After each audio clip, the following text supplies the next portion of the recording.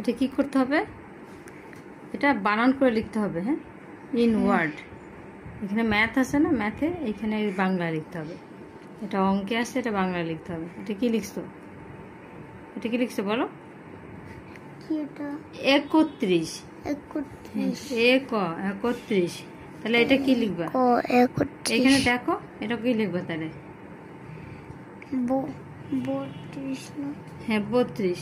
তাহলে এখানে কি লিখবা প্রথমে? হ্যাঁ, এতক্ষণ 2 বলতেছিলে কেন? এগুলো কি 31, 2, 30, 3, 30, 4, 30, 5, 30, 6, 30, 37, 38 এমনি পড়বা? হ্যাঁ, এমনি পড়া যাবে না, ঠিক আছে? কেমনে পড়তে হবে? 31, 32, 33, 34, 35, 36, 37, 38 এইভাবে। হ্যাঁ, 31, 32, 31, 2, 30 না, ঠিক আছে? মনে থাকবেন?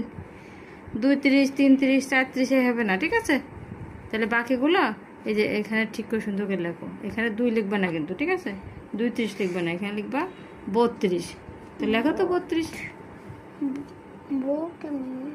ব কেমনে পারো না তুমি? হ্যাঁ, ব পারো তুমি, দেখো। বসুন না, শুধু ব।